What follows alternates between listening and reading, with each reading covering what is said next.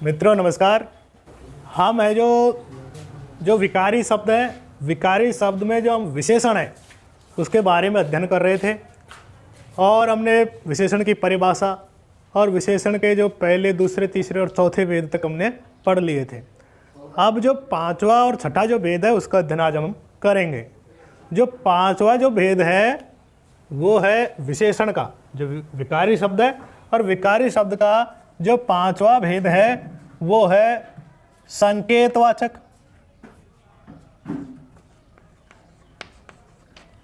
संकेतवाचक या सार्वनामिक विशेषण। संकेतवाचक है या फिर उसी संकेतवाचक का दूसरा नाम क्या है? सार्वनामिक विशेषण। अब कहने का तात्पर्य यह है, अब इसकी परिभाषा भी देखिए, बड़ी आसान है, सरल है, सीधी है और पहचानना भी बिल्कुल सरल है। नाम से पता चल रहा है संकेतवाचक, जो संकेत देगा। संकेतवाचक है जो विशेषण हमको संकेत देगा। एक तो चीज हो गई, संकेत करेगा, इंगित करेगा कि वो, ठीक है। और सार्वनामिक से देखेंगे तो यहाँ पर सार्वनामिक है सर्वनाम। अब परिभाषा बताइए, देखिए कि वे जो सर्वनाम है वो जब किसी संज्ञा सर्वनाम की विशेषता बताने के लिए प्रयुक्त होते हैं। जो सर्वनाम शब्द है जब किसी संज्ञा की विशेषता बताने के लिए प्रयुक्त होते हैं तब वहाँ सार्वनामिक या संकेतवाचक विशेषण होता है। यानी कि यहाँ पर कोई सर्वनाम होगा परंतु वह सर्वनाम है जो ये सर्वनाम के रूप में प्रयुक्त न होकर के सार्वनामिक विशेषण के रूप में या किसी संज्ञा की विशेषता बताने के रूप में वो प्रयुक्त होगा। कैसे? एक उदाहरण के द्वारा देखिए।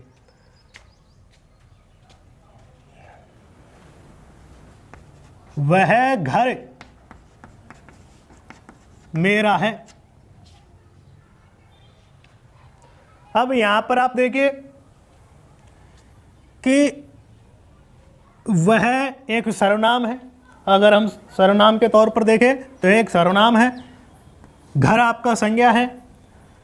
तो अब आप यहां पर देखिए कि जो घर जो संज्ञा है उस घर की तरफ यहां पर संकेत किया गया है, इशारा किया गया है, और जो इशारा करने वाला जो शब्द है वो सर्वनाम है। क्या है? सर्वनाम। अब यहाँ पर ये जो वह है ये सर्वनाम है। हाँ, एक चीज़ और देखिए, ऐसी स्थिति में अगर आप वह का प्रयोग भी नहीं करेंगे तब भी आपका वाक्य पूर्ण है। भाई विशेषण है ये तो। अब विशेषण तो जैसे हम अलंकारों का प्रयोग करें तो करे, नहीं तो कौन नहीं करे। जैसे हम विशेषण का प्रयोग करें तो करे, नहीं तो नहीं करे। तो कहने का तात्पर्य यह है कि यहाँ पर अभी ये जो संज्ञा है, इस संज्ञा से है जो इस संज्ञा की विशेषता संकेत के द्वारा बताई जा रही है कि वह घर मेरा है, तो ये एक सर्वनाम है और इसलिए सार्वनामिक विशेषण हो गया। आ रही है समझ में? ये क्या हो गया? सार्वनामिक विशेषण है। अब इसकी दूसरी पहचान और देख लीजिए कि आप देखेंगे कि संकेतवाचक सार्वनामिक ये जो विशेषण होता है ये है जो किसी सर्वनाम को जो विशेषण के रूप में प्रयुक्त किया जाता है, परंतु इसकी एक शर्त होती है कि यहाँ पर वह विशेषण सार्वनामिक विशेषण जब ही विशेषण होगा जब वह किसी संज्ञा शब्द के साथ जुड़ेगा। इस चीज़ का आपको ध्यान रखना है। यदि यहाँ पर संज्ञा शब्द नहीं है तब वह सार्वनामिक विशेषण नहीं होगा। और संज्ञा शब्द भी देखो, एक चीज़ और देखिए कि इस यहाँ पर जो संकेतवाचक जो विशेषण है, संकेतवाचक जो विशेषण है उसके तुरंत बाद, यानी कि उसके बिल्कुल है जो संज्ञा से वो पहले होगा। दोनों एक साथ आएंगे, संज्ञा भी होगी और संज्ञा के साथ वो जो सार्वनामिक विशेषण है वो भी प्रयुक्त होगा। ये विशेषण तभी ही विशेषण कहलाएगा जब वो किसी संज्ञा के साथ एक जगह आए, अलग अलग नहीं हो। एक जगह आने पर ये विशेषण है, नहीं तो अलग अलग हो जाएंगे तो ये सर्वनाम है। तो इस चीज का ध्यान रखना है कि जैसे कि मैं एक उदाहरण दे रहा हूं, वह मेरा घर है। अब ऐसी स्थिति में अब यहां पर घर तो ये रहा और वह यहां पर है। अब ये जब अलग अलग हो गए तब अब ये आपका सार्वनामिक विशेषण न होकर के सर्वनाम है। तो कहने का तात्पर्य है कि जब संज्ञा और जो विशेषण है, जो संज्ञा और जो सर्वनाम है, दोनों एक साथ जब आते हैं तब ही वहाँ पर संकेतवाचक या सार्वनामिक विशेषण होता है, अन्यथा वो विशेषण नहीं है। जैसे कि मैं यहाँ पर लिख दूँ, वह घर जा रहा है, वह घर जा रहा है। अब बताइए, देखिए अब यहाँ पर ये जो वह शब्द है वो ये विशेषण है कि सर्वनाम है? तो देखिए वह अब यहाँ पर किसी व्यक्ति के लिए जो प्रयोग किया गया है तो ये अब आपका सर्वनाम है। क्या है बेटा? ये सर्वनाम है और अन्य पुरुष में ये आता है। जैसे दूसरा उदाहरण देखिए, देख लीजिए,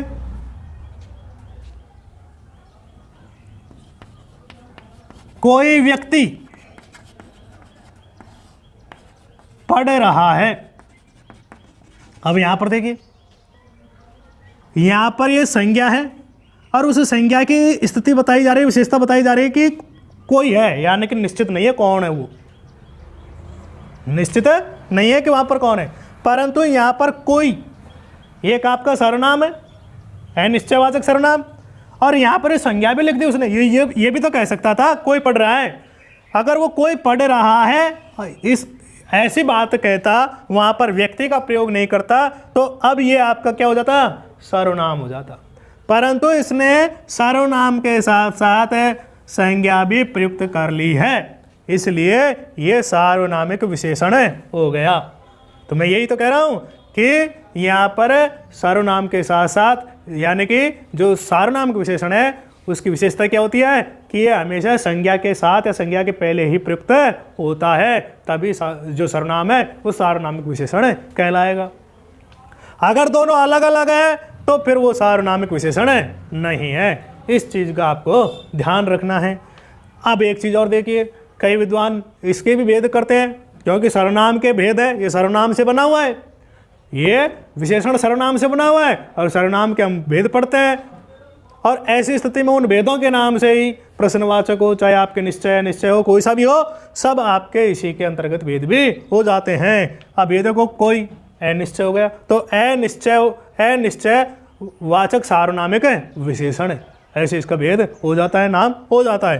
परंतु आप इतने जो गहराई में जाइए, आप तो ये देखिए कि ये जो यदि किसी सर्वनाम, जो कोई सर्वनाम है वो संज्ञा के साथ प्रयुक्त होता है, यानी कि संज्ञा की विशेषता बताने के लिए वो प्रयुक्त होता है, तो वह सार्वनामिक विशेषण कहलाता है। इस बात को आपको ध्यान रखना है। जैसे अब आपने देखा होगा यहाँ पर ये जो है ये आपका संकेतवाचक विशेषण है, आ गया। संकेतवाचक बोलो या सार्वनामिक बोलो। अब यहाँ पर संज्ञा के साथ, ये है जो सर्वनाम है जो संज्ञा के साथ प्रयुक्त नहीं है तो करता है, तो ऐसी स्थिति में ये आपका अन्य पुरुष हो गया। अन्य पुरुष जो आपका सर्वनाम है वो यहाँ पर ये हो गया। तो कहने का तात्पर्य यह है कि आपको ये ध्यान रखना है कि जब सर्वनाम संज्ञा के साथ प्रयुक्त हो, अर्थात वो विशेषता बताने के लिए प्रयुक्त हो संज्ञा की, तब वो सार्वनामिक विशेषण होता है। और एक साथ होने चाहिए, अलग अलग नहीं हो। अब यहाँ पर देखिए, अगर वह घर, अब इसको हमने जो अलग एक जगह लिख दिया, परंतु यहाँ पर अलग अलग लिखा है, यहाँ पर घर है, यहाँ पर वह है। तो ऐसी स्थिति में यहाँ पर आपका ये जो सर्वनाम है, ये ऐसी स्थिति में ये विशेषण नहीं होगा। अब जो इसका जो दूसरा और जो अंतिम, दूसरा यानी आज का दूसरा है, परंतु सर्वनाम का अंतिम है। अंतिम भेद हमें पढ़ते हैं विशेषण का अंतिम हम पढ़ते हैं।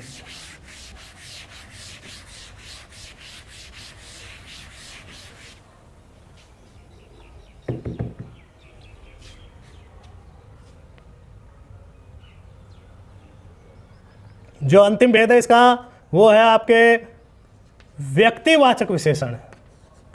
कौन सा है बेटा? व्यक्तिवाचक विशेषण।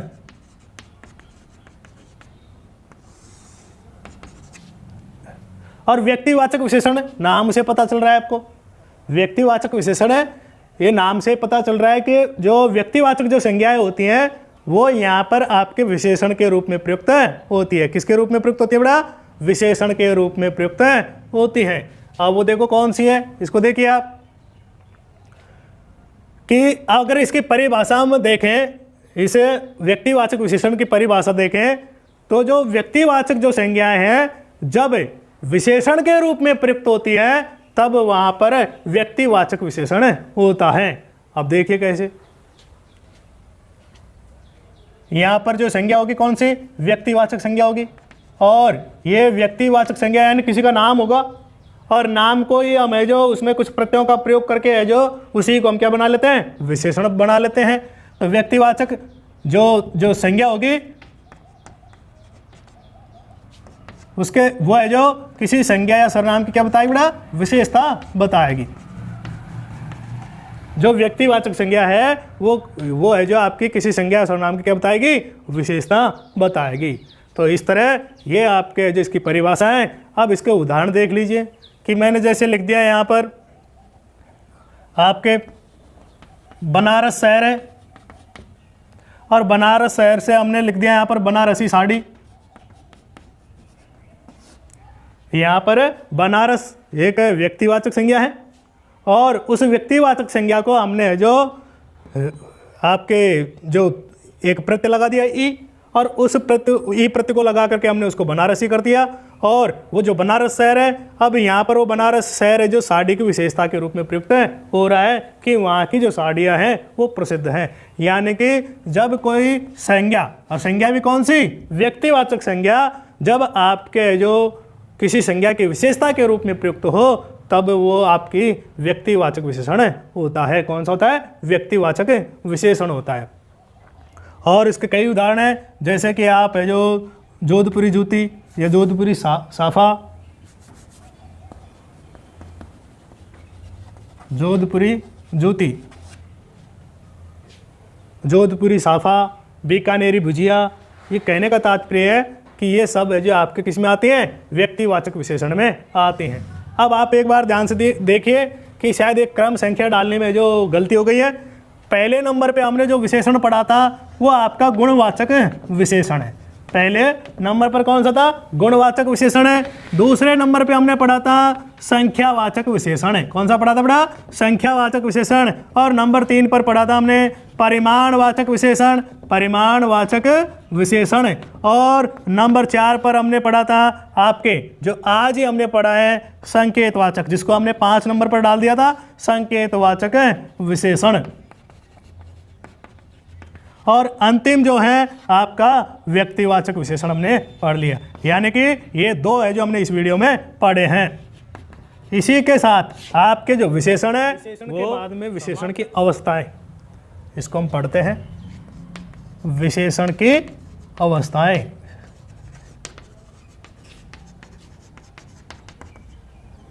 अब ये अवस्था, ये होता क्या है? अवस्थाएं ये होती क्या है? इसको समझने की बात है कि जब संज्ञा सर्वनाम की, जब संज्ञा या सर्वनाम की जो तुलना की जाती है, जब संज्ञा या सर्वनाम, यानी कि जब कोई 2 संज्ञा सर्वनाम है और उन दोनों संज्ञा सर्वनामों में यदि हम तुलना करते हैं तो वह जो तुलनात्मक स्थिति है, संज्ञा सर्वनामों की 2 या 2 से अधिक संज्ञा सर्वनामों की जो तुलनात्मक स्थिति है उसे ही हमें विशेषण की अवस्थाएं कहते हैं। तुलनात्मक जो स्थिति होती है उसे ही हमें विशेषण की अवस्थाएं कहते हैं। आ रही है समझ में कि जब कोई 2 या 2 से अधिक संज्ञा सर्वनाम हो और उन दोनों में हम किसी चीज़ को लेकर के, चाहे व्यवहार को लेकर के, चाहे उनके कार्य को लेकर के, चाहे उनके रंग रूप को लेकर के, हम है जो उनमें कुछ न कुछ है जो अलग, उनको अलग दिखाते हैं, उनमें कुछ न कुछ है जो उनमें उनकी तुलना करते हैं, तो ऐसी स्थिति में वो आपकी विशेषण की अवस्थाएं कहलाती हैं। अब जो विशेषण की अवस्थाएं होती हैं वो 3 प्रकार की होती है। कितने प्रकार की होती है बेटा?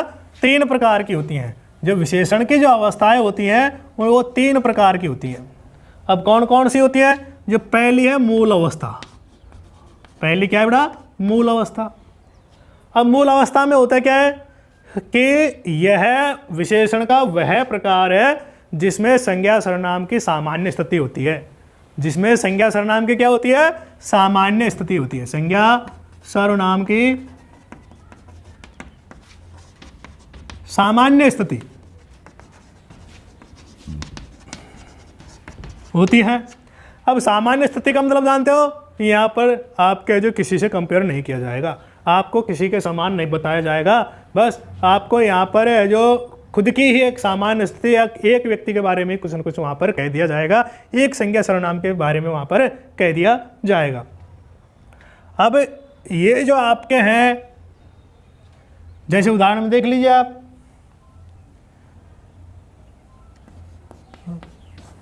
राम पढ़ने में श्रेष्ठ है।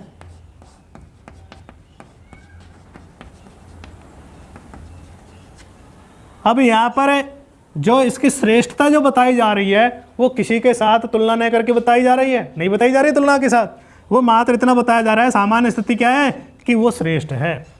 तो ऐसे स्थिति में ये जो अवस्था है विशेषण की, ये मूल अवस्था कहलाती है, जिसमें किसी के साथ तुलनात्मक स्थिति नहीं होती है। यहाँ पर किसी को श्रेष्ठ बता दिया जाता है या किसी को कमज़ोर बता दिया जाता है, ऐसी स्थिति में वहाँ पर आपका जो मूल अवस्था होती है। इसके जो आपकी जो दूसरा जो इसका है भेद, वो उत्तरावस्था है। और इसमें क्या होता है, यहाँ पर दो या दो से अधिक हो, दो या दो से अधिक, दो या दो से अधिक, दो या दो से अधिक हो, दो या दो से अधिक संज्ञाओं में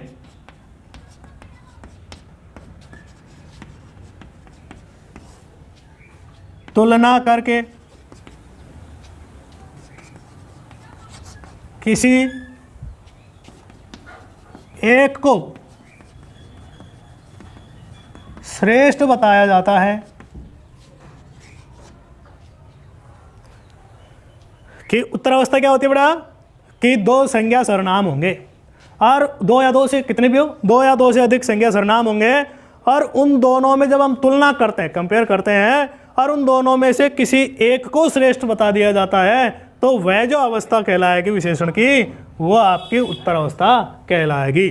जैसे कि मैं यहाँ पर कह दूँ राम मोहन से श्रेष्ठ है। अब यहाँ पर आप देखेंगे कि हमने एक का ही नाम लिया था राम, परंतु अब यहाँ पर जो नाम लेंगे वो ले रहे हैं कि राम मोहन से श्रेष्ठ है। देखो उदाहरण में देखिए, राम मोहन से श्रेष्ठ है।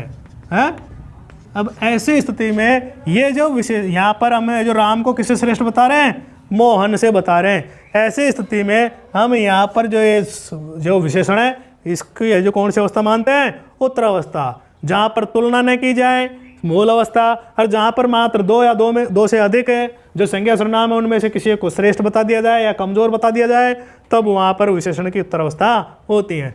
यहाँ पर आपके जो तर प्रत्यय है, संस्कृत में तरप होता है, संस्कृत में कौन सा प्रत्यय होता है, तरप प्रत्यय का प्रयोग होता है, तो यहाँ पर भी तर प्रत्यय का प्रयोग होता है। अब आप इसको ऐसे भी लिख सकते हैं, राम मोहन से श्रेष्ठ तर है, तर का प्रयोग करेंगे, ठीक है बेटा, यहाँ पर तर प्रत्यय का प्रयोग करेंगे।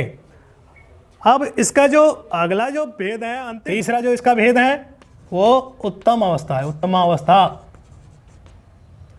और इसमें होता क्या है, दो या दो से अधिक, दो या दो से अधिक नहीं, जब समूह में से किसी एक को श्रेष्ठ या कमजोर बताया जाता है,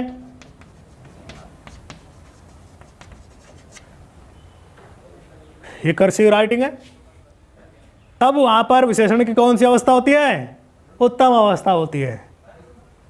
आपने पढ़ा, देखो उदाहरण के द्वारा, काव्यों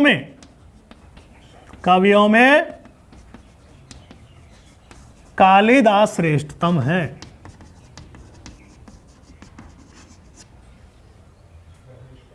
यहां पर बहुत सारे समूह हैं, है कि नहीं, और उन समूह में से किसी एक को हमने अलग कर दिया, कालिदास को, और उसको हमने क्या बता दिया, श्रेष्ठ बता दिया। तो ऐसे स्थिति में वहाँ पर आपकी जो विशेषण की अवस्था होती है वो उत्तम अवस्था होती है। और यहाँ पर हमें तम प्रत्यय का प्रयोग करते हैं, इसको संस्कृत में तमप के नाम से भी जानते हैं।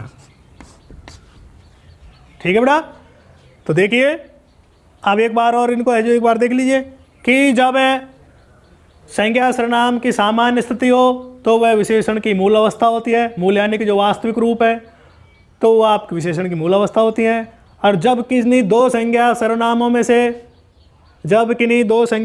में से किसी एक को श्रेष्ठ बता दिया जाता है, तब वहाँ पर आपके विशेषण की उत्तर अवस्था होती है।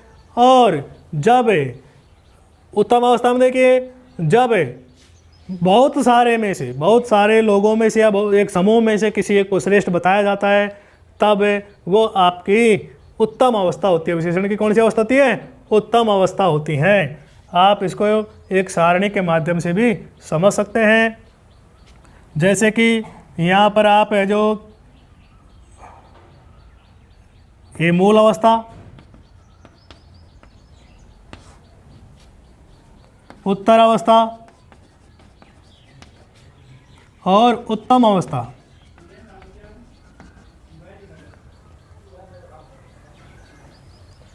इनमें देखिए मूल अवस्था में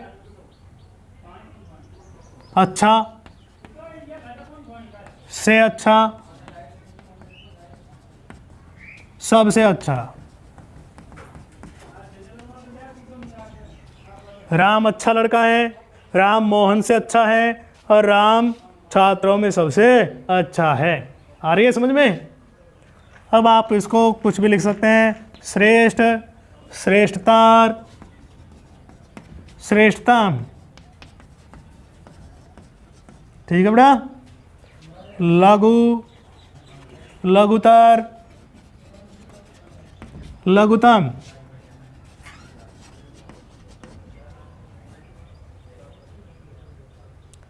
ऐसे आपके इनके जो शब्द बन जाएंगे, बहुत सारे बन जाते हैं। तो ये आपकी विशेषण की अवस्थाएं समाप्त हो गई। अगले बिंदु पर हम अगले वीडियो में चर्चा करेंगे। तब तक के लिए धन्यवाद।